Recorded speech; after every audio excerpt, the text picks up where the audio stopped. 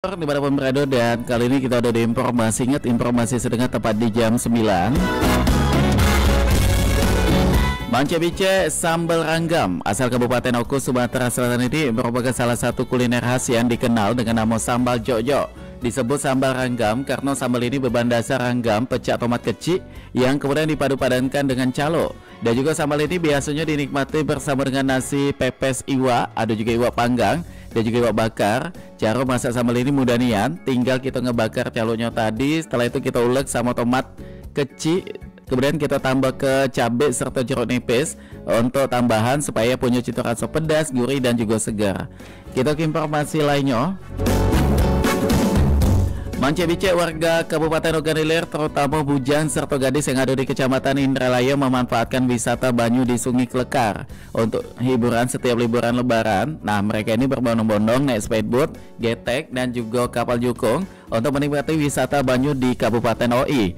Bagus nian, ini warga yang menyatakan di tempat ini tentunya sangat bikin nyaman, selain itu dengan pemandangan yang sangat cindo. Wisata banyu ini menjadi tradisi bagi bujang gadis OI. Warga rami-rami naik speedboat tadi tuh yang pasti ini pada saat momen lebaran. Demikian kalau Ilham, ketemu kaki kita di informasi. Ingat jam 10. Setelah kita peloi, ingat Pro 4. Informasi sedenget dari Pro 4 RRI Palembang. Kita peloi acara selanjutnya.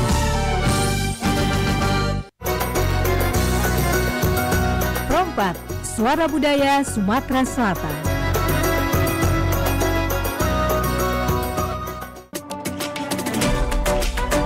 Pergi maraton di pagi hari. Maraton lari ngelilingi sungai. Adat budaya haruslah lestari. Tidaklah pacak dijual beli. Dulur, kita masih bersama Pro 4 RRI Palembang di Sriwijaya Pagi.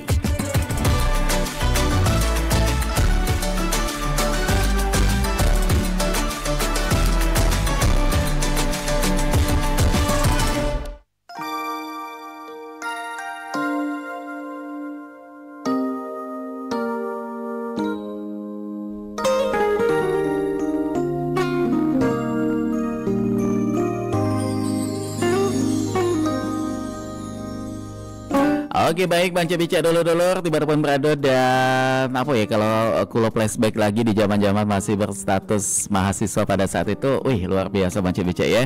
Selain kita tuh semangat nian untuk ikut MK, menyelesaikan tugas-tugas dari dosen, dan baliknya itu kita tidak langsung balik. Biasanya dengan kawan-kawan kita tuh aktif mengikuti kegiatan yang ada di kampus, kayak ikut apa ya pada saat itu, Dema kalau kami dulu tuh ya, Dewan Mahasiswa, ada juga ikut kegiatan-kegiatan kampus dan lain sebagainya. Itu bikin kita menjadi lebih kayak banyak pengalaman di situ ya. Jadi ketika sudah terjun ke dunia kerja, kita tuh mentalnya kayak sudah mulai kebentuk, sudah sedikit ada tahu ya bagaimana untuk bersosialisasi, bagaimana kita untuk mengenal banyak uang, cara nama CBC ya. Jadi banyak impact, banyak manfaat ketika kita ikut dalam sebuah kegiatan yang positif, apalagi tergabung dalam sebuah perkumpulan, baik itu forum ataupun juga komunitas. Nah, sama pecah halnya yang saat ini sudah hadir di studio Pro 4 FM Palembang untuk di obrolan komunitas pecah biasa yang hadir saban harinya di jam 9 sampai jelang kaki di jam 10 siang. Kita bakal berbincang untuk di edisi Sabtu 12 Mei 2025 ini bersama komunitas GPM. Nah, kita bakal langsung sapa ketiga narasumber kita yang sudah hadir di studio Pro 4 FM Palembang. Selamat pagi, assalamualaikum. Halo, waalaikumsalam. Selamat pagi ya. Iya, baik. Ini luar biasa sekali Manca Bica. Ini salah tiga ya, bukan salah satu ya. Salah tiga mahasiswa-mahasiswi dari mana tuh? Kita pengen kenalan dulu. Yang pertama ini silakan ada Ki Agus Muharram Tri Andriansyah, bener ya namanya ya? Bener, Kak. Ini sebagai ketuanya ya? Iya benar, di periode kali ini Kak. Oke, Ketum GPM 2025 ya. Oke, nama panggilannya Ki Agus atau Agus? Biasanya dipanggil Andre Kak. Andre, oh jauh ya? Iya, Andriansyah. Oh, nama ujungnya yang dipanggil ya? Andriansyah. Bukan Tri, bukan? Boleh juga. Andriansyah atau dipanggil Andre ya. Tadi kabarnya sehat juga luar biasa. Kak. Kalau Andre ini untuk saat ini berstatus sebagai mahasiswa di mana tuh? Untuk sekarang berstatus di mahasiswa Politeknik Negeri Sriwijaya menempuh perkuliahan di semester 4 jurusan Teknik Elektro. Wah, luar biasa sekali ini anak teknik ya. Biasa kesetrum ini biasa. Oke, baik. Dan Andre tidak datang DWA Manca BC yang menyaksikan tayangan YouTube kami di channel YouTube Kompas Palembang. Ini ada 2 rekan lagi yang sudah hadir. Di sebelah kiri Andre sudah hadir. Ini ada Mutiara Syafitri ya. Iya, halo Kak.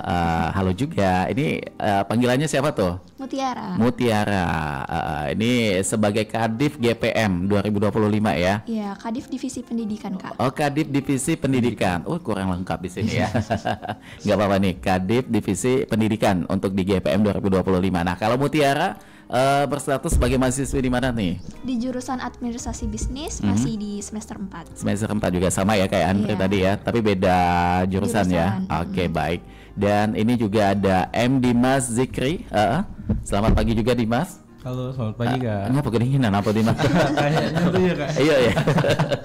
Iya kayak gitu kecil masuk angin lah juga lagi balik siaran ini lanjut apa obat pulau ya. Ini kemana remote-nya? Oh ini kalau Dimas ini sebagai apa nih wakil ketua umum GPM ya? Nemenin Anggi tadi sebagai ketua. Ini ya. Nama panggilannya Dimas. Iya. Oke, luar biasa sekali ini ketiga belum ditanya nih kalau Dimas saat ini berstatus mahasiswa apa tuh? Kalau saya itu lagi jurusan Teknik Sipil masih semester 4 Kak. Oke, jadi semuanya semester 4. Iya. Ini ada kaitannya mungkin syarat untuk ikutan di sini semester 4 juga tidak ya? Kebetulan saja. Oke lah kalau begitu. Ini kita bakal berbicara mengenai cerita di balik pengabdian dalam gerakan di GPM ini tadi ya. Dan kita pengen kenalan dulu kalian dari perkumpulan apa? Mungkin bisa Pak Ketumnya dulu yang menjelaskan, silakan. Oke, jadi Gerakan Polstri Mengabdi merupakan organisasi yang bergerak di bidang pengabdian masyarakat, sosial masyarakat dan pendidikan, di mana organisasi ini didirikan atas rasa keprihatinan kita terhadap desa dan daerah tertinggal, Kak. Berdiri pada tanggal 12 November tahun 2016. 12 November 2016 artinya udah ke tahun berapa nih? Kalau kita matematikanya ya 2005 9 tahun. Waduh udah lumayan lama ya. Jadi penggagas atau inisiasi awalnya siapa yang punya peran di sini untuk mendirikan GPM ini? Untuk gagasan awal sendiri dari Badan Eksekutif Mahasiswa pada saat itu, Pak, pada tahun 2016, di mana mereka berinisiatif untuk melakukan pengabdian masyarakat, di mana itu untuk menyalakan Tridharma perguruan tinggi. Jadi mereka mendirikan organisasi Gerakan Polstri Mengabdi ini sebagai program kerja pada waktu itu. Oke, baik. Jadi memang ini mulia sekali ya melihat kepedulian terhadap desa tertinggal itu tadi ya.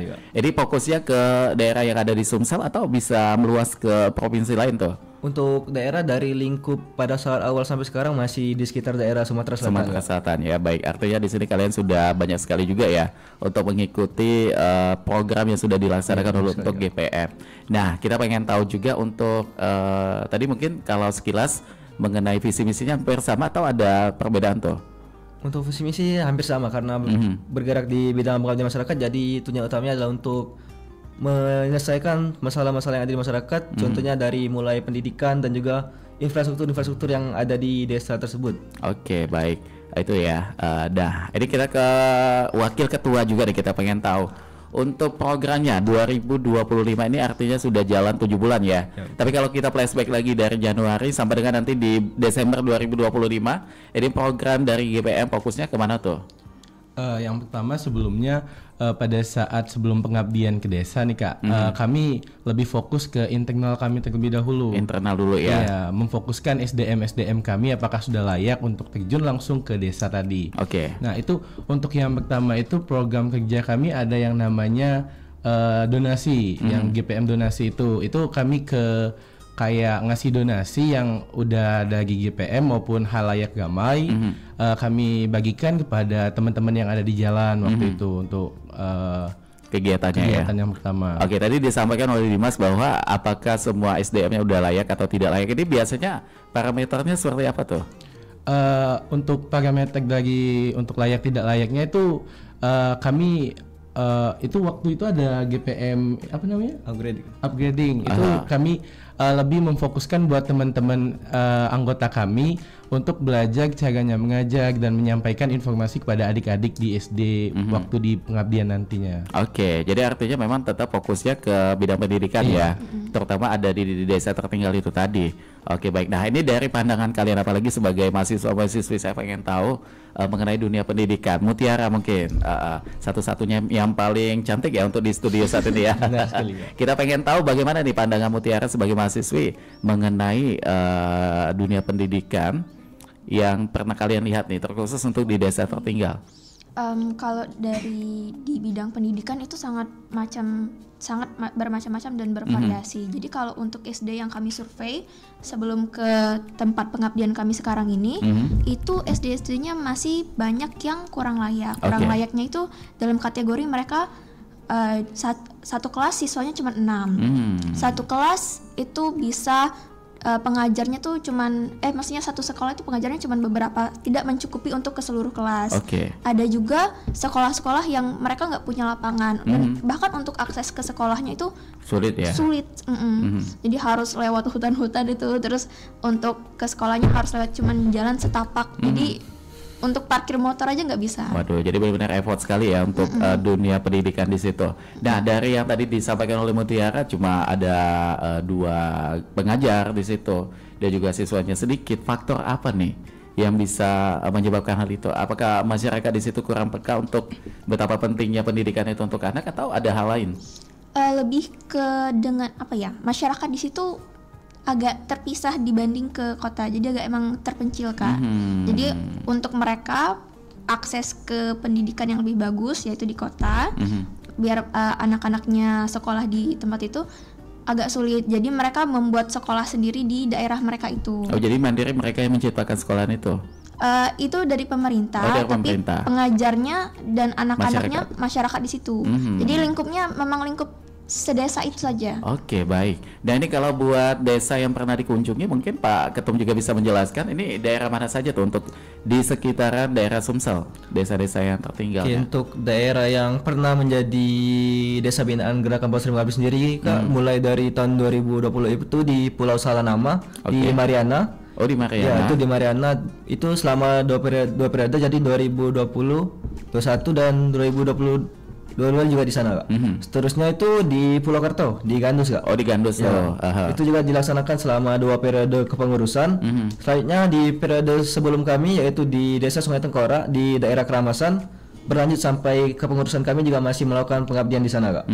Jadi artinya kalian tuh fokusnya kalau ada satu sekolah ya diselesaikan dulu itu. Iya, benar sekali. Soalnya nanti kalau kami malah kayak mencar-mencar malah tidak maksimal nanti di desa binaan tersebut, Kak. Dan biasanya untuk satu periode yang tadi disampaikan oleh Andri ya, itu berapa bulan untuk waktunya? Untuk satu periode kami tuh memfiksasi untuk desa binaan tuh mulai dari awal kepengurusan kami, Kak, tapi tidak langsung dari awal. Maksudnya setelah kami membuat seluruh program kerja itu mungkin di kisaran bulan Maret sampai dengan bulan November kemungkinan. Oke, jadi lumayan panjang juga ya. Lumayan panjang juga. Ini kan kalian sebagai mahasiswa-mahasiswi, untuk waktu kuliahnya bagaimana tuh biasanya tuh?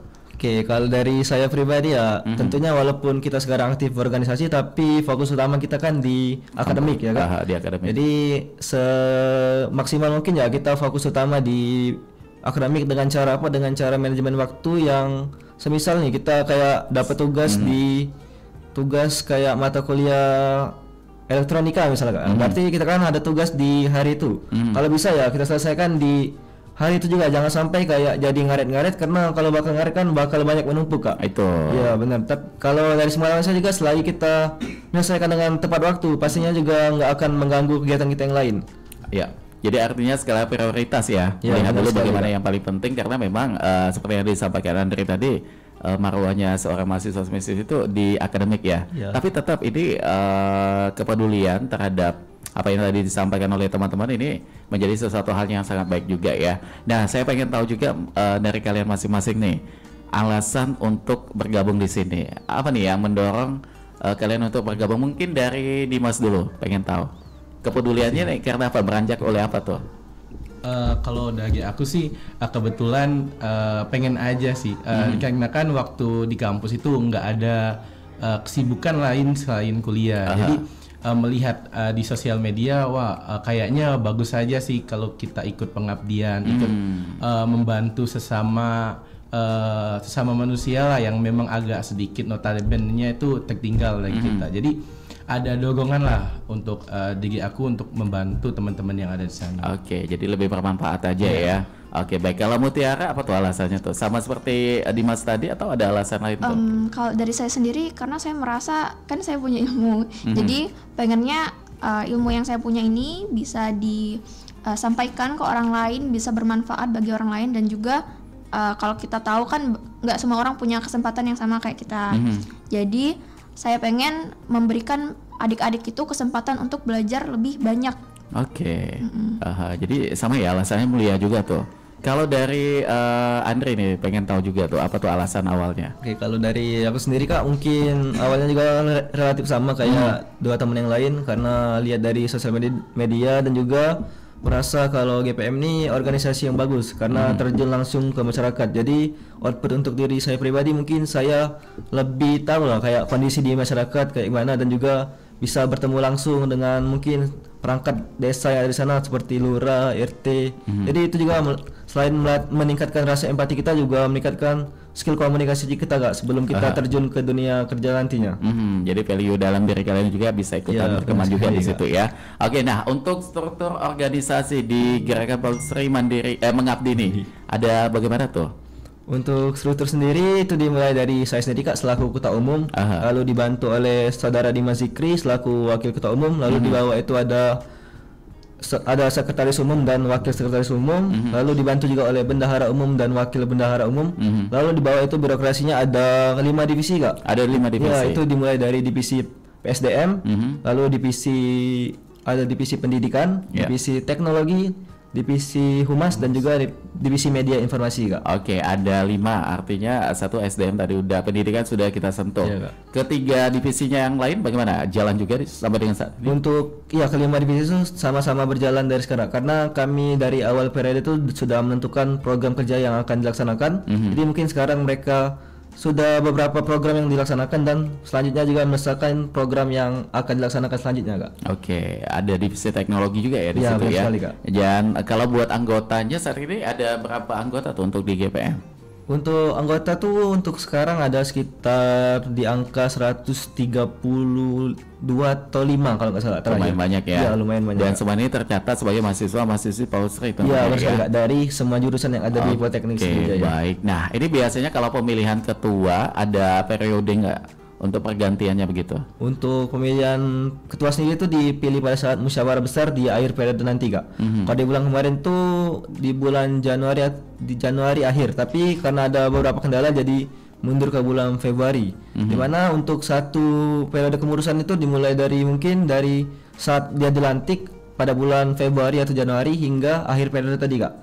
Setelah itu akan dilaksanakan musyawarah besar, dilakukan voting oleh seluruh anggota yang akan memilih siapa yang memang bisa untuk menjadi ketua umum dan ketua umum di periode selanjutnya. Oke, baik. Nah, artinya memang ada pemilihan juga ya di sini ya. Nah, ketika kalian terjun ke lapangan ini, semuanya ketiga-tiganya pernah ikut terjun ke lapangan ya pasti ya?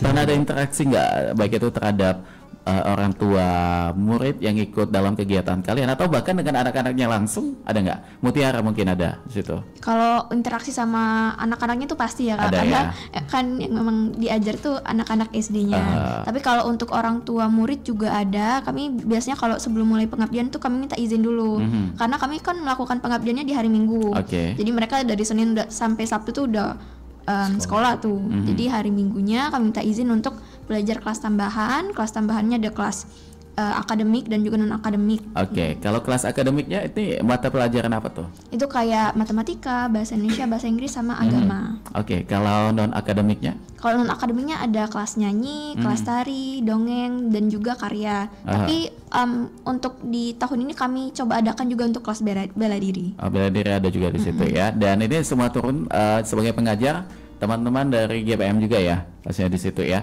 Nah, untuk penunjukan tugas itu bagaimana tuh melihat? Karena kan dari kalian juga basic jurusannya itu berbeda-beda kan. Ada teknik, ada juga tadi apa tuh manajemen dan lain sebagainya gitu ya. Untuk penunjukan siapa yang mengajar di mata pelajaran ini, itu bagaimana tuh biasanya tuh?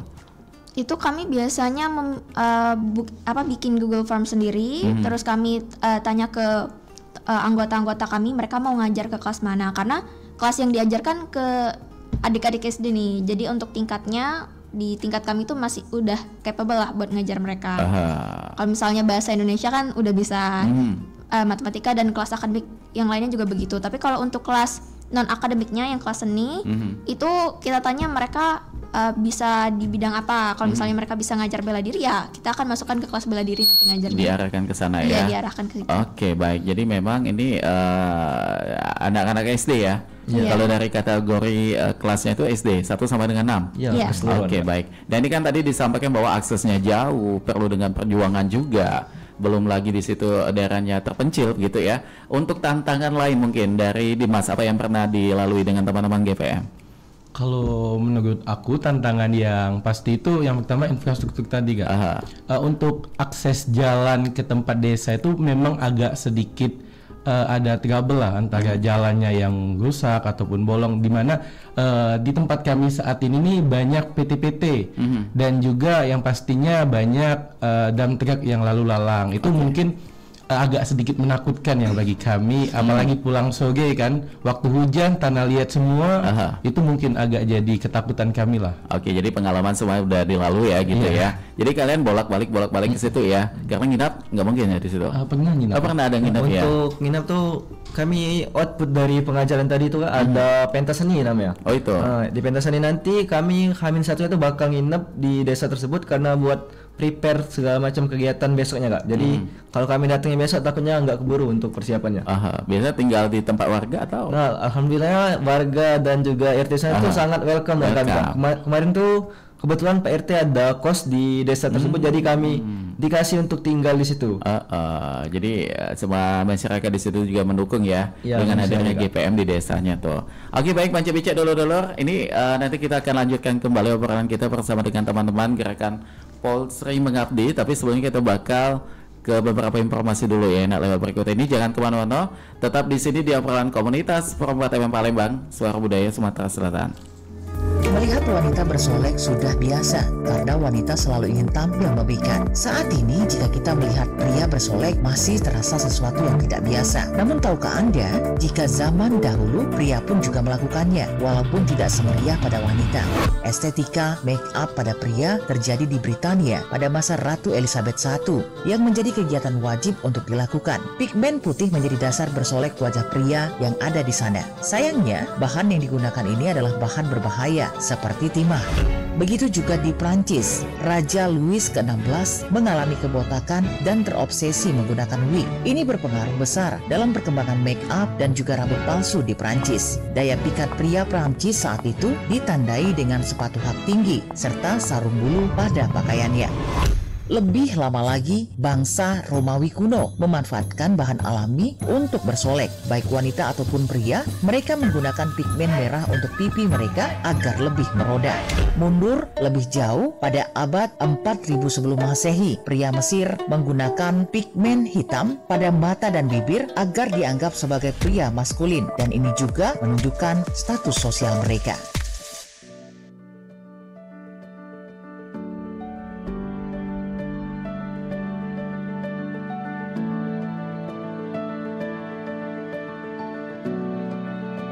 Esensi buku The Secret, karangan Rhonda Byrne. Tiap kita tentunya mengharapkan segala hal yang kita inginkan bisa terwujud dan menjadi sebuah kenyataan. Namun, kadang kita sendiri juga yang sering meragukan tentang kemampuan kita dalam mewujudkan keinginan kita tersebut. Kita terkadang lebih sering berpikir negatif ketimbang berpikir positif. Rhonda Byrne dalam bukunya yang berjudul The Secret adalah buku self-help yang mengeksplorasi konsep hukum tarik-menarik dan bagaimana penerapannya dalam berbagai aspek kehidupan. Buku ini menekankan pada kekuatan berpikir positif dan kemampuan mewujudkan keinginan seseorang menjadi sebuah kenyataan. Premis utama dari The Secret atau rahasia adalah bahwa pikiran dan keyakinan kita memiliki pengaruh langsung terhadap peristiwa dan keadaan dalam hidup kita. Di mana menurut Rhonda Byrne, sang penulis, hukum tarik-menarik kenyataan menyatakan bahwa yang serupa menarik yang berupa.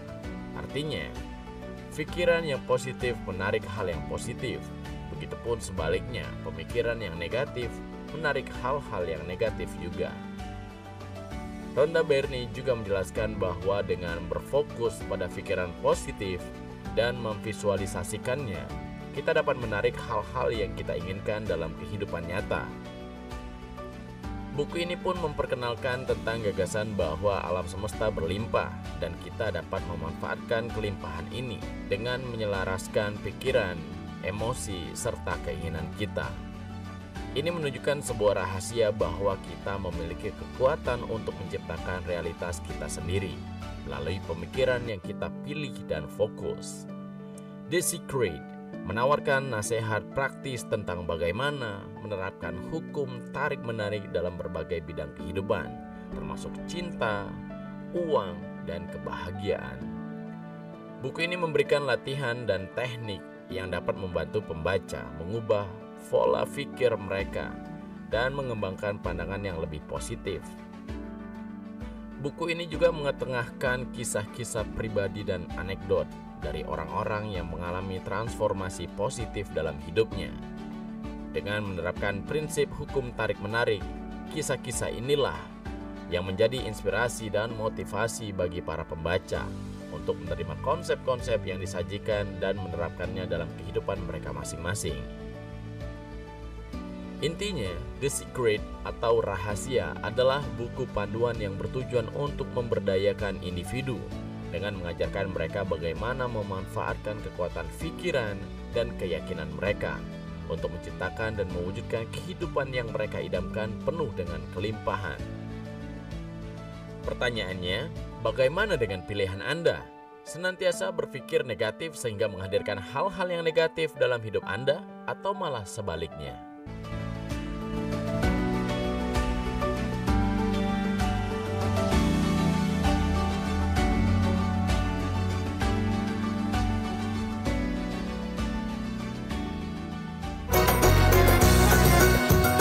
Rompat, Suara Budaya Sumatera Selatan.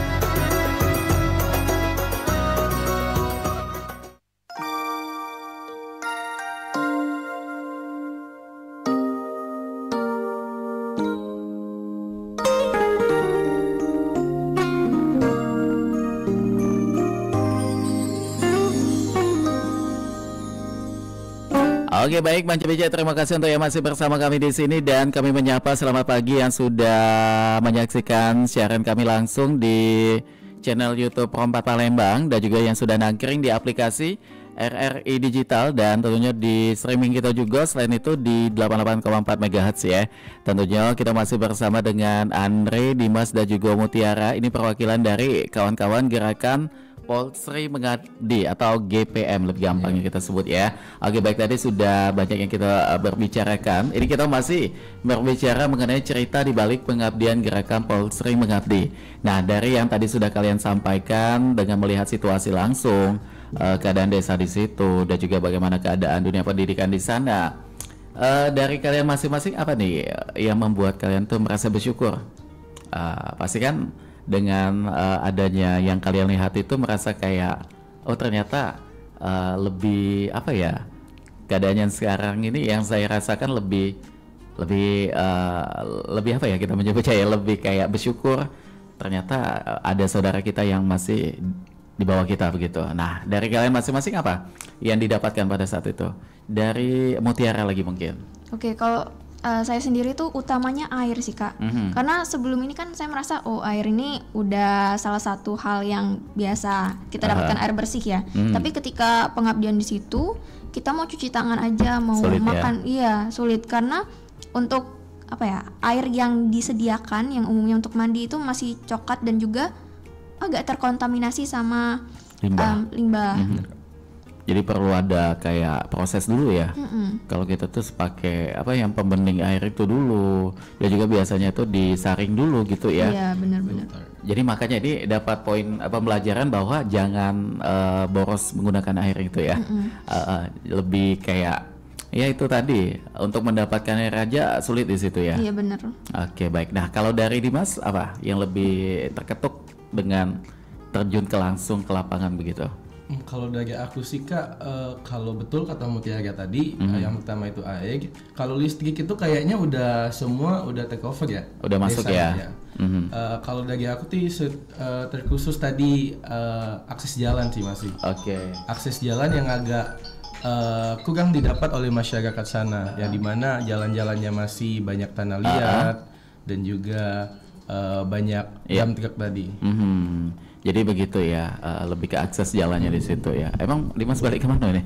Di Pelaju. Oh di Pelaju jalannya bagus, Pelaju lewat Ampera kira nyampe ya. Iya. Jadi artinya memang rasa syukur itu terkadang timbul ketika kita sudah melihat langsung bagaimana kehidupan lain begitu ya. Nah kalau Andri bagaimana juga tuh? Kalau saya mungkin sama kayak Dimas Mutia, tapi ada faktor lain, contohnya kayak dari segi kalau kita sekolah mungkin di kota Palembang kan sama di sana kan ibaratkan menuju fasilitas utama yang ada di kota ini kan cukup jauh kalau dari mereka, kayak jangkauan jaraknya tuh cukup jauh dari mereka. Kayak misalnya kita mau ke mall segala macam tuh lebih mudah dibanding mereka, sedangkan mereka tuh harus punya berapa kali waktu dibanding kita Kak. Jadi kayak mereka tuh ya masih kurang lah dari perhatian pemerintah, karena mungkin karena faktor dari kejauhan tadi juga Kak. Contohnya kayak air tadi kan, dari air pemerintah itu belum masuk sampai ke sana Kak. Karena mungkin kejauhan tadi. Nah juga mungkin dari kayak adik-adiknya kan pasti kayak kurang juga lah, kayak merasakan hal-hal yang biasa dirasakan oleh anak-anak kota di sana. Jadi selama melakukan pengabdian sana ya pasti hati kecil kita juga kayak ternyata kita nih harus banyak-banyak bersyukur. Setelah melihat kondisi di sana tuh cukup berbeda lah, tapi mereka juga kayaknya kita masih senang-senang aja Kak, masih bersyukur juga dengan keadaan mereka yang seadanya tadi. Karena udah terbiasa ya. Iya benar sekali Kak. Jadi artinya itu tadi Mas BCE, kehidupan ini kita perlu untuk melihat kiri kanan juga ya kayak itu ya, supaya kita bisa kayak ya rasa syukur tuh lebih kita tingkatkan dan juga lebih kayak mawas diri juga ya dengan apa yang sudah kita dapatkan saat ini. Nah, ini kembali dengan kalian baik itu pengurus dan juga anggota, biasanya untuk internal kalian ada pertemuan begitu rutin atau evaluasi apa program yang biasanya digagas itu ada nggak? Oke, kalau untuk pertemuan rutin itu yang pasti kami lakukan saat pelaksanaan program kerja Kak.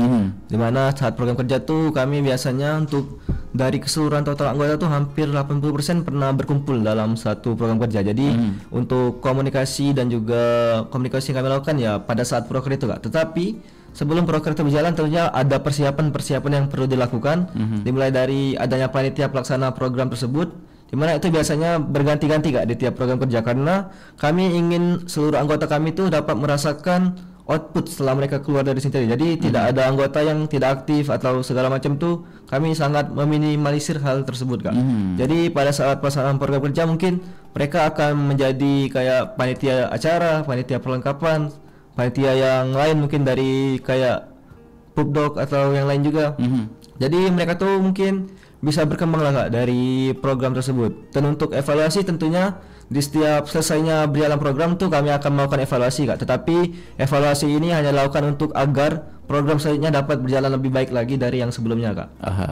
Biasanya itu ada catatan juga ya di situ ya? Ya, benar sekali Kak. Di setiap program tuh bakal ada laporan pelaksanaannya, laporan pertanggungjawabannya. Begitu. Nah untuk yang sudah menjadi alumni kampus, apakah masih bisa ikut juga dalam kegiatannya setelah selesai kuliah gitu? Oke, kalau untuk alumni dan mungkin ada demisioner juga itu kami setiap program kerja tuh selalu mengajak mereka Kak. Kalau misalnya mereka kayak nggak ada kegiatan atau free pada hari tersebut, kami selalu mengundang mereka Kak. Jadi semisal mereka kayak nggak berhalangan ya, kalau mereka mau terjun ya kami sangat terbuka juga untuk mereka, karena mereka juga sebagai pendiri kami kan Kak.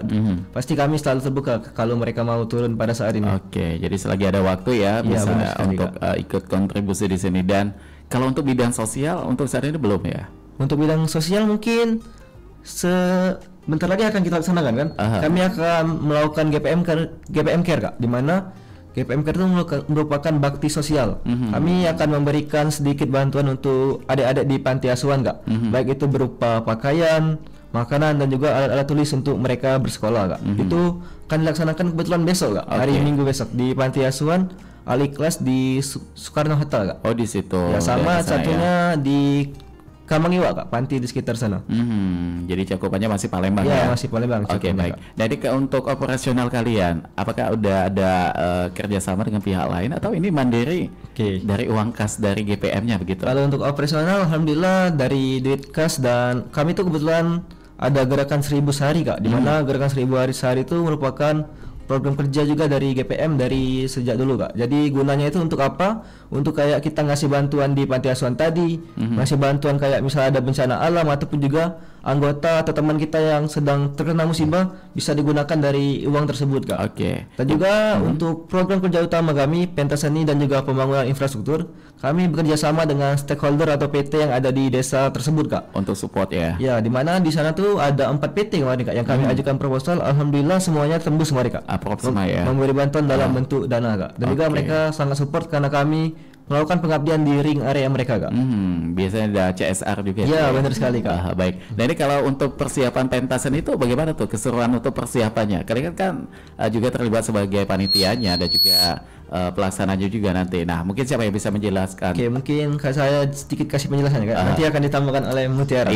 Untuk pentasan ini kan merupakan output dari pengajaran ya Kak. Jadi untuk persiapannya tentu saja sudah dilakukan saat pengajaran berlangsung Kak. Di mana pentasan itu yang difokuskan outputnya itu dari kelas non akademik Kak. Kalau kelas akademik paling kayak kelas agama yang menampilkan sholawat kalau di tahun kemarin untuk pentas seninya. Nah, mungkin bisa Mutiara yang menjelaskan. Ada tambahan dari Mutiara apa tuh? Kalau dari tiap kelas itu kami emang ajarkan yang kira-kira nanti bisa kita tampilkan di pentas seni. Contohnya? Jadi misal untuk kelas tari itu mereka di tahun kemarin untuk tradisional dan modern. Tradisionalnya itu ada tortor dan juga modernnya ada tari Pancasila.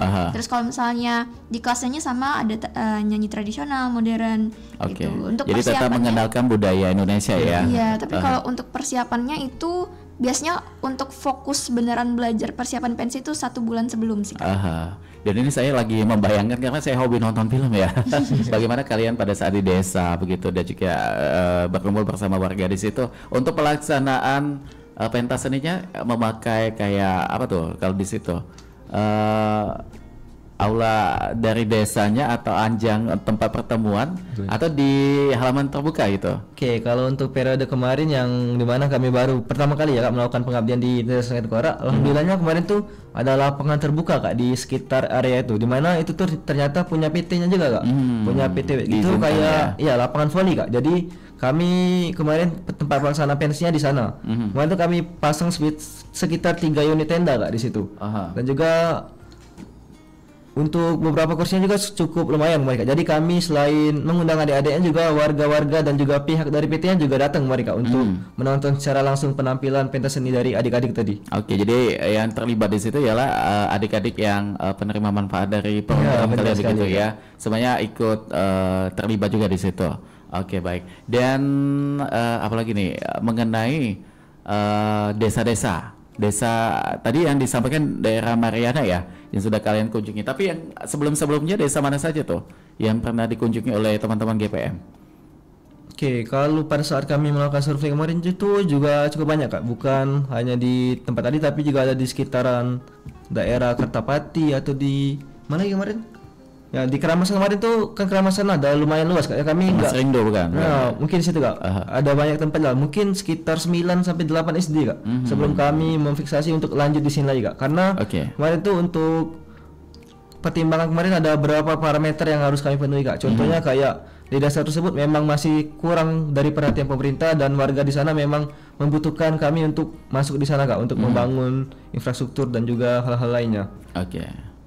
Ya, dan dari kalian masing-masing juga kalau setelah dari desa itu biasanya apa nih yang akan menjadi suatu jejak bahwa GPM pernah ke situ tuh? Alhamdulillah kemarin pada periode kemarin dan periode ini kami sudah membangun infrastruktur Kak, di mana kami di sana membangun bak sampah sebanyak 2 unit Kak. Sampah bukan ya? Unian mohon sampah dari Palembang situ ya. Membangun bak sampah sebanyak 2 unit Kak. 2 unit. Ya, 2 unit. Dan juga kami pada periode itu melakukan pembenahan mulai dari gapura depan Kak. Depan sebelum masuk ke desa itu sama kami bangun kayak mading di sekolah, rak sepatu sama kayak pagar sekolah juga kami cat sama dibangun mereka buat yang sudah rusak. Dan juga di bak sampah tuh tertulis Kak nama kami GPM 24 dan 25. Luar biasa. Jadi mungkin ya. untuk kedepannya masih akan terkenang di warga tersebut. Masyarakat di sana ya. Dan pernah nggak sih interaksi dengan anak-anak di situ tapi lebih kepada internal mereka kayak Kak ini pernah nggak kayak ada dialog seperti itu? Kalau internal malah cukup sering Kak, karena kalau saya sendiri tuh melakukan pendekatan ke adik-adiknya tuh lebih ke internal dulu Kak, karena setelah mereka merasa nyaman mungkin kalau kita akan melakukan pengajaran mereka jadi lebih mudah menerimanya Kak. Bahkan di saat pentas seni kemarin tuh kan mereka tuh ngira kami tidak bakal lanjut di sini Kak, jadi banyak adik-adik yang nangis Kak setelah pentas seni itu. Mereka udah mungkin nunggu ya, ya. mereka kayak terharu. Mereka setelah tahu pentas seni ini kakaknya di sini terakhir, jadi mereka tuh banyak yang nangis semua karena mereka menunggu kegiatan itu ya. Bener, Kak. Dan tadi disampaikan oleh Andre bahwa pernah ada dialog dengan anak-anak itu secara internal. Kalau Dimas bagaimana tuh dengan anak-anak di situ kayak seperti apa tuh ceritanya? Sama seperti Andre tadi, sebelum melakukan pengajaran yang pastinya kita kan lebih pendekatan lah ke anak-anak. Terkhusus aku waktu itu di bidang pantun, jadi lebih ke tutur bahasa kami tuh sama-sama pantun. Kayak gitu. kita minta Dimas pantun ya. Langsung ke Mas Dimas langsung biru gini. Oke, bagaimana tuh lanjutannya? Ya, jadi secara internal kami menggunakan bahasa-bahasa pantun tadi Kak. Jadi mau di jam pelajaran ataupun enggak, kami sama-sama tetap menggunakan pantun tadi. Oke, emang hobi pantun ya? Enggak juga sih. Nyesel aku jadi masa dia ngomong ke pantun ini. Kalau Mutiara bagaimana tuh dialog dengan adik-adik di situ? Ya kebanyakan dari mereka tuh suka ngadu sih Kak. Jadi kalau sama mereka... aku ya gak ngadu juga. Bagaimana pengaduannya tuh? Jadi biasanya kalau dari mereka sendiri waktu kita datang perkenalan, gak lama mereka udah nempel aja sama kita terus ngadu. Misalnya ada yang usil atau atau mereka nggak nyaman itu temannya digangguin gitu. Terus mereka juga dari awal tuh biasanya sudah langsung minta ajak kita main ala anak-anak SD lah. Iya. Terus itu aja sih Kak kalau misalnya pendekatannya ke mereka. Oke, jadi masing-masing punya caranya ya anak-anak itu untuk bagaimana mereka membangun kedekatan terhadap teman-teman GPM yang pada saat itu bertugas di situ ya. Nah, kalau dari pribadi kalian masing-masing setelah bergabung di gerakan Polsri Mengabdi ini pasti ada impact dong masing-masing ya. Impact setelah bergabung bagaimana nih? Dimas lagi mungkin. Kalau impactnya itu lebih suka dengan adik-adik sih, karena seusia selama itu. Ini ngapa udah? Selama ini kayak usil pasti itu. Oh iya. Jadi ada kedekatan lah, chemistry antara. Jadi kayak lebih ini ya aware terhadap anak-anak begitu ya. Oke, kalau Mutiara bagaimana tuh? Itu utamanya itu sih Kak, karena dulu aku kurang suka anak kecil sebenarnya. Cuman pengen ngajar. Nah, ketika di pengabdian aku pikir kan ini pada bandel-bandel nih, ini susah nih. Tapi ternyata enggak, mereka malah nempel ke kita terus memang asik-asik. Terus juga utamanya juga karena warganya hangat-hangat ya, kayak sangat terbuka sama kami, jadi deket aja, menjalin kedekatan sama mereka. Oke, kalau Andre juga mungkin? Oke, kalau dari saya mungkin lebih terbuka lagi sih Kak terhadap dunia luar. Mungkin kita sebelumnya hanya berpatokan di daerah-daerah kita, di bukit, mungkin di kampus. Nah, mungkin selama melakukan pengajaran tadi ya kayak melakukan survei ke Gandus, ke Keramasan, ke Kertapati, jadi cakupan kita lebih luas Kak, lebih tahu kondisi di masyarakat di Keramasan kayak gini, di Kertapati kayak gini, mungkin di tempat lain juga bakal berbeda Kak. Jadi kayak di sini tuh banyak sekali Kak yang dapat, apalagi semenjak diamanahkan menjadi ketua umum tuh kita tuh kayak lebih dilatih lagi Kak, kayak cara koordinasi tim agar nggak miskom. Juga untuk banyak hal lain juga yang masih dilakukan. Contohnya kayak kerjasama dengan pihak-pihak luar tadi kan, mungkin dari sebelumnya yang belum punya pengalaman kayak gini, jadi lebih terlatih lagi Kak. Oke, jadi di sini dari kalian ada peningkatan ya? Iya, peningkatan. Kalau bergabung di sini dan kembali orang tua bagaimana nih untuk supportnya ketika melihat kalian udah sibuk dengan tugas-tugas kuliah tapi sibuk juga dengan kegiatan lain di GPM, sejauh ini bagaimana tuh dukungan orang tua? Mutiara mungkin bagaimana tuh? Kalau dari aku pribadi yang penting kerjaan rumah dikerjain. Tetap ya. Kerjaan rumah dikerjain, dan juga kalau misalnya waktu kuliah tuh waktu UAS harus fokus ya. Harus fokus. Jadi pintar-pintar kita bagi waktu aja sih Kak. Selagi kegiatan itu positif sih, kalau orang tua aku masih support. Alhamdulillah IPK-nya tetap stabil ya. Stabil, bagus. Kalau Dimas bagaimana tuh orang tua di rumah? Sama seperti Mutiara, yang penting kita tahu skala prioritas tadi Kak. Yang pertama kita pasti kuliah, pasti utamain dulu tugas-tugas kuliah, lalu melanjutkan kegiatan yang positif tadi. Jadi orang tua tuh sangat support lah dengan kegiatan-kegiatan ini. Oke, baik. Nah kalau Andri bagaimana juga tuh? Kalau untuk aku sendiri orang tua pasti support, apalagi tahu untuk kegiatan dilakukan juga kegiatan yang positif Kak, kayak pengabdian dan juga segala macam itu. Kalau dari orang tua ya selagi tidak meninggalkan akademik masih selalu support. Paling kayak bilang aja kayak rapat terus paling dibilang kayak gitu sih Kak. Soalnya semenjak organisasi ya pasti sering rapat lah Kak, baik itu offline maupun online kan. Oke, nah di usia kalian kan Gen Z ya. Iya Kak. Pasti kalau dilihat banyak sekali yang Gen Z sekarang itu kehidupannya seru-seruan gitu dengan teman-teman, hangout dan lain sebagainya, pacaran juga gitu. Bener, Kak. Kalian bagaimana tuh?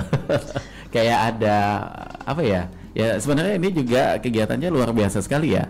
Kemanusiaannya ada juga impact pribadi tadi disampaikan juga. Cuma kalau lebih ke masa-masa kalian yang lagi menikmati masa-masa Gen Z dengan kesibukannya seperti ini, bagaimana tuh pandangannya tuh? Oke, mungkin dari aku loh ya. Kalau kayak hangout segala macam pacaran, mungkin kalau hangout tuh kayak kalau mau keluar kota atau diajak kemana tuh mikir lu Pak. Karena kalau mau keluar nanti yang di sini ditinggalin. Kayak tanggung jawabnya tuh ada. Jadi setelah dikasih amanah nih, kalau untuk liburan tuh dipikir 2 kali lu Pak. Takutnya saat kita keluar malah kayak ada kejadian-kejadian yang harus kita yang turun Kak. Oke, untuk keluar kota itu ya. Tapi kalau untuk kayak nongki-nongki, kalau untuk nongki-nongki masih kayak fleksibel sih Kak. Kadang rapat-rapat juga sambil nongki ya. Kayak rapatnya 1 jam, nongkinya 3 jam sambil nongki ya. Iya benar Kak. Oke, baik. Nah, kalau Mutiara bagaimana juga tuh melihat ya itu tadi Gen Z? Kalau ini teman-teman nih emang deket sih Kak, jadi meskipun beda beda jurusan jurusan, jadi kami deket. Rapat itu dibawa enjoy aja sama kayak nongkrong sama teman biasa. Dan juga malahan kami tuh punya panggilan khusus nih untuk teman-teman ini, keluargaku. Keluargaku. Akhirnya ada panggilan embul atau apa enggak ya? Jadi emang Andrean salah nunjuk ke Dimas itu. Enggak ya, enggak ada yang bagaimana tapi tetap menikmati ya. Karena ya kalian menikmatinya sama di usia kalian Gen Z ya. Rapat tetap nongki juga, tetap ada rasa humorisnya juga di situ ya. Kalau Dimas mungkin ada cerita lain mungkin? Kalau hangout itu sih lebih ke kayak kita pergi sama siapa. Jadi kata Mutiara tadi benar, apalagi dengan teman-teman ini dan juga ke desa itu, apalagi desa itu kan banyak pemandangan-pemandangan yang asli, masih indah lah untuk dilihat-lihat. Jadi itu bisa dibilang hangout bagi aku sih. Iya, jadi sekalian jalan-jalan juga ya ke situ ya. Oke, baik. Nah, untuk target selanjutnya udah punya desa mana yang akan kalian kunjungi nggak setelah yang saat ini lagi desa mana tuh yang kalian kunjungi? Oke, kalau untuk sekarang kan desanya di Desa Sungai Tengkorak Kak, di Keramasan tadi. Kalau untuk perubahan desa binaan itu dilakukan di akhir periode Kak, setelah terpilihnya kepengurusan baru nanti. Kalau untuk mengunjungi mungkin belum Kak, tapi kalau untuk gambaran-gambaran juga mungkin sedang kami lihat juga sekarang Kak. Jadi setelah pergantian pengurusan mungkin langsung akan kami survei saja untuk parameter-parameter yang sudah terpenuhi dari desa tadi. Dan biasanya kalau beda desa pasti beda aturan juga ya? Iya benar sekali. Dari apa nih menyebut dari situ, kepala desa atau RT juga? RT kalau RT di juga ya. Bagaimana tuh? Biasanya mereka kayak ada pengajuan poin-poin yang harus kalian taati nih kalau mau kegiatan di sini, ada nggak? Atau semuanya ya udah welcome? Kebetulan dari RT kami sekarang tuh Kak, kebetulan RT Desa Sungai Tengkorak namanya Kak. Nah, dari Bapak Herianto tuh cukup welcome sekali dengan kami Kak. Kayak aturan khusus tuh nggak ada, paling ya aturan yang basic kayak sopan santun, attitude harus kami jaga selama di sini. Kalau kayak poin-poin kalian harus nggak ada ya? Nggak ada Kak. Bahkan semua desa nggak seperti itu ya? Nah, semua desa juga kurang tahu karena kami baru melakukan di beberapa desa, tapi alhamdulillah dari yang pernah kami kunjungi semuanya terbuka semua Kak. Karena mungkin mereka juga tahu kami akan melakukan pengabdian di sana Kak. Jadi lebih terbuka lagi. Bahkan untuk Pak RT sendiri memfasilitasi kami kayak parkir pun disuruh di rumah Pak RT-nya Pak, di depan rumahnya dan juga di rumah keluarganya kemarin. Jadi kayak lebih terpantau juga oleh Pak RT-nya. Jadi enak ya, kita kegiatan tidak lepas kendali juga ya, tetap ada yang memantau kita juga supaya demi kenyamanan kita juga, karena kita lagi di daerah orang begitu ya. Iya benar Kak. Oke, baik. Dan untuk saat ini di GPM juga apakah akan ada rekrutmen juga untuk anggota baru yang juga tercatat sebagai mahasiswi atau mahasiswa dari Poultry begitu? Oke, kalau untuk open recruitment tuh hanya kami lakukan pada saat awal periode saja Kak. Pada saat kemarin tuh di bulan Februari kami melakukan open recruitment. Mungkin nanti akan dibuka lagi setelah pergantian pengurusan juga Kak. Mungkin di bulan yang sama. Kalau mungkin juga ada kemungkinan lebih cepat Kak. Tapi untuk periode kemarin itu untuk open recruitment kami itu hanya membatasi di angka 150 Kak. Tapi ternyata untuk jumlah pendaftaran kemarin sampai ke angka 200-an Kak. Banyak ya? Iya, banyak sekali minatnya. Itu bahkan sampai kayak ada yang udah daftar kami kembali ini banyak karena udah terlalu overload, takutnya nanti nggak ketampung lagi ya. Buat di tempat wawancaranya Kak. Nah untuk persyaratan mungkin ada salah satu adik-adik mahasiswa Poultry yang kayaknya pengen ikutan nanti pada saat open recruitment, apa nih yang perlu dipersiapkan? Untuk persiapannya mungkin lebih ke kecakapan pendaftar untuk sesi wawancara dan untuk selanjutnya itu bisa dibilang kami lebih ke memilih teman-teman yang bukan apa ya, yang memiliki kendaraan lah istilahnya Kak.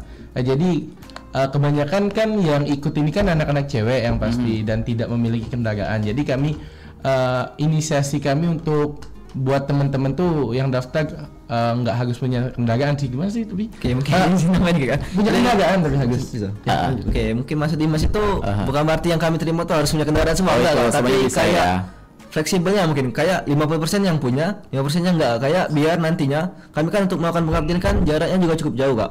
Kalau kayak misalnya naik gokar atau bus juga kan ongkosnya bakal lumayan, itu bakal memberatkan mereka juga nanti Kak. Jadi kayak dibikin 50-50 Kak. Jadi untuk anggota yang enggak ada kendaraan dan yang ada kendaraan itu kami bikin kayak jadi fleksibel semua Kak. Enggak kayak lebih condong ke yang enggak punya kendaraan atau sebaliknya.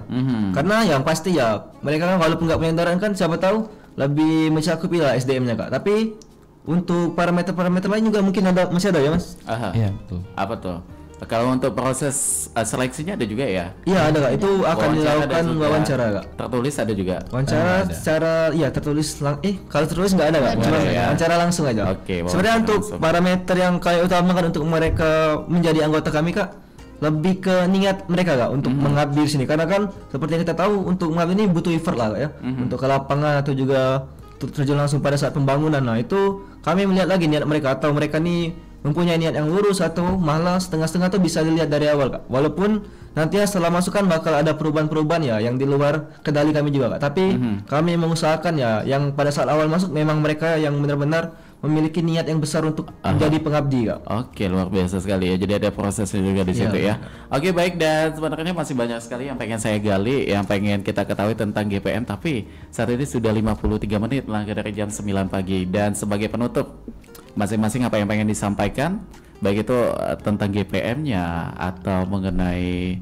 pendengar kita juga yang tinggal di desa tertinggal.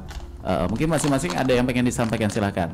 Dari Pak Ketuanya dulu mungkin, silakan. Oke, mungkin dari untuk pendengar dulu ya. Mungkin kalau ada dari pendengar sebagai mahasiswi juga, yang pasti kita sebagai mahasiswa juga tidak hanya untuk fokus ke akademik saja, tetapi kita juga haruslah terjun langsung ke organisasi-organisasi.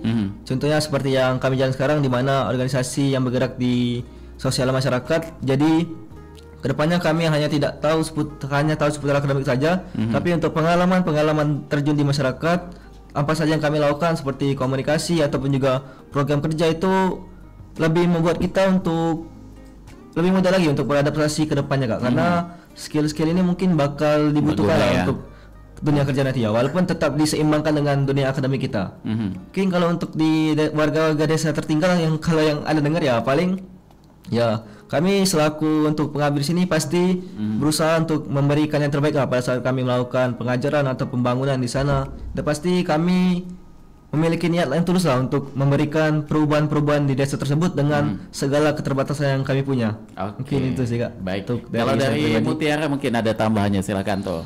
Ini lebih ke untuk pendengar yang seangkatan sama aku atau mungkin yang masih kuliah nih. Jadi saran aku adalah selain kita fokus ke bidang akademik kita, ayo kita manfaatin juga waktu kita buat hal-hal yang positif. Terus juga kalau bisa yang memang berdampak nyata ke lingkungan kita. Jadi ilmu yang kita punya nggak stop di kita aja, tapi bisa diteruskan ke generasi seterusnya. Wah, luar biasa sekali ya, habu minan nas itu namanya ya. Waduh. Jadi kalau dari Dimas apa tuh?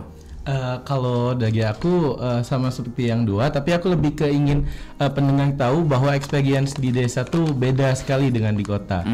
Seperti contohnya pada saat ada ketika hajatan, teman-teman desa tuh ataupun warga desa tuh lebih menggunakan budaya gotong royong tadi Kak. Jadi itu suasana yang tidak dimiliki oleh kota pada saat ini. Jadi kayak waktu kita ada pentas seni tadi, gotong royong dari masyarakat tuh ikut terlibat juga dari pembuatan ngasih minum, teh segala macam tuh mereka tuh masih ada tradisi itu tadi yang bikin mau tetap di GPM. Oke, jadi artinya kalau kita rindu dengan budaya lama silakan datang ke desa ya. Bahkan pada saat malam sebelum pentas seni itu acara kami itu kayak acara monikan biasanya Kak. Ada yang nyanyi-nyanyi, ada yang asik-asik. Jadi warga sana kayak memang terbuka juga dengan kami Kak. Alhamdulillah. Welcome sekali ya.